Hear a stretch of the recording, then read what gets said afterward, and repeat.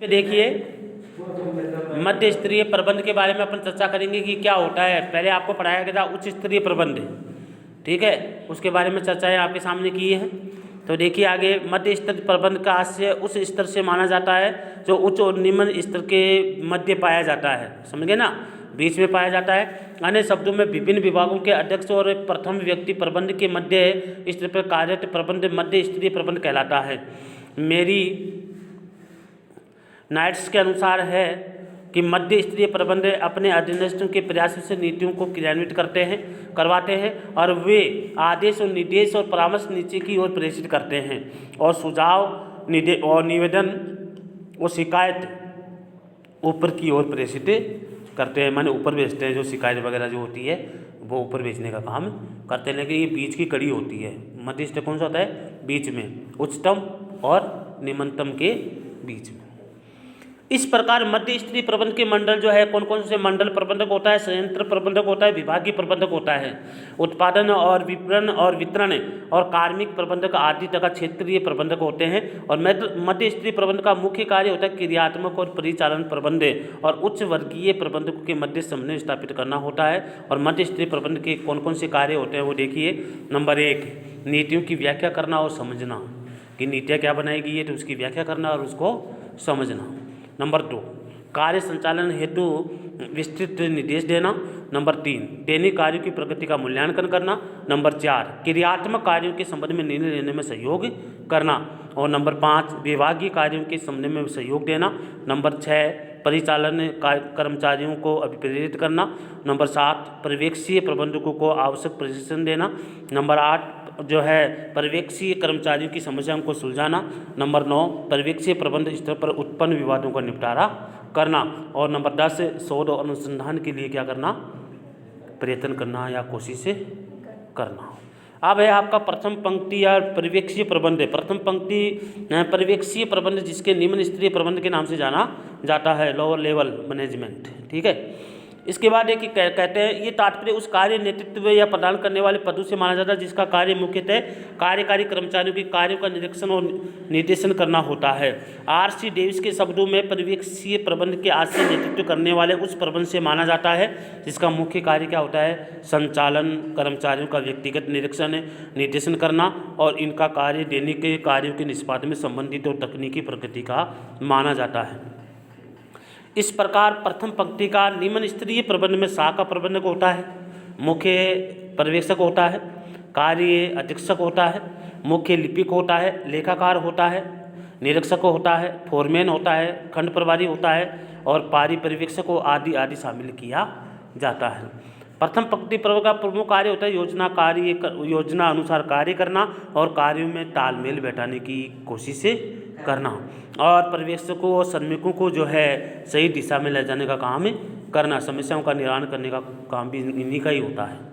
इसलिए प्रथम पंक्ति प्रबंध की कार्य कौन कौन से है? नंबर 1, पहला कार्य है संचालकीय योजनाएं बनाना। नंबर 2, कर्मचारियों के कार्यों का निरीक्षण करना और उसकी जो कमियां हैं, जो समस्या है उनमें क्या करना? सुधार करना, त्रुटियों को दूर करने की कोशिश करना। नंबर 3 है कर्मचारियों के कार्यों की समीक्षा करना। इसके बाद चौथा है कर्मचारियों की कार्य विधि का ज्ञान करवाना और 5वां है कर्मचारियों और जो है श्रमिकों के कार्यभार सौंपना। इसके बाद छठा है विभिन्न संचालकीय कार्यों के समन्वय स्थापित करना। 7वां है उच्च प्रबंधकों को सामाजिक प्रगति वितरण करने का कार्य करना और अधिकारियों से संपर्क रखना और आवश्यक सूचना देना। और 9वां है दैनिक कार्यों के प्रभाव पर नियंत्रण रखना।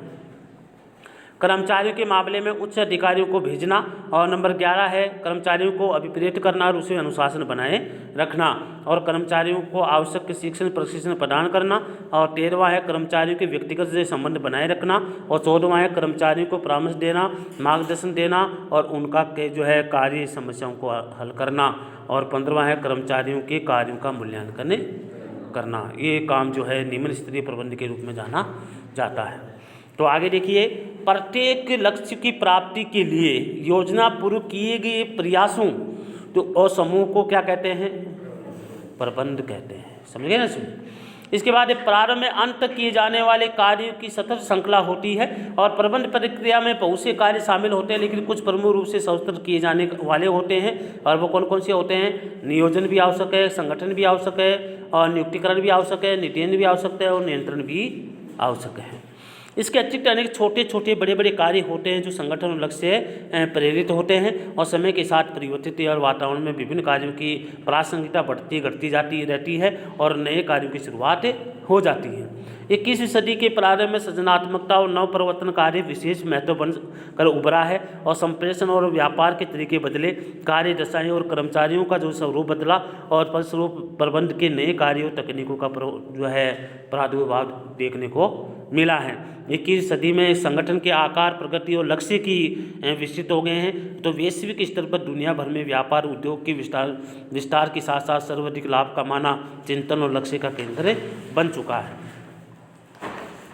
बिंदु हो गया है। ऐसी जटिल और चुनौतीपूर्ण परिस्थितियों में विशाल कर्मचारियों के मध्य कार्य करने के लिए पेशेवर प्रबंधकीय व्यक्ति प्रबंधकों की भूमिका महत्वपूर्ण हो गई है। प्रबंधक संगठन में कई स्तर पर कार्य करते हैं। तो स्तर बताया ना आपको, 3 बताया ना, पहला स्तर, दूसरा और तीसरा, ठीक है। तो उच्च, मध्यम और निम्न। इसके बाद पेशेवर प्रबंधक की जो है उसमें भूमिका दी गई है और प्रबंधक का संगठन में कई स्तर पाए गए जिसके निजी दायित्व और अधिकारियों के आधार पर 3 स्तरों में वर्गीकृत किया गया है: शीर्ष, मध्यम और पर्यवेक्षीय, ठीक है, निम्न। इसलिए प्रबंध का क्या कार्य है, इसका संगठन में क्या भूमिका होती है, जाना और सामान्य व्यक्ति के समझने योग्य हेतु इसकी हेनरी मिट्सबर्ग के शोध कार्य भी किए गए हैं। अब आपको मालूम 3 भागों में बांटा इसने, कितने भागों में बांटा इसको? मिट्सबर्ग ने 3 भागों में बांटा ना भूमिकाओं को। कौन कौन सी? सूचनात्मक है, निर्णयात्मक है और अंतर्व्यक्तिगत है। 3 भागों में बांटा है ना। इसलिए उसने प्रबंधक की भूमिका को जो है स्पष्ट किया है और संपूर्ण अध्याय प्रबंध के कार्य प्रक्रिया और उसके स्वरूप स्तर को भी स्पष्ट करता है। इसलिए ये आपका लेसन कंप्लीट है।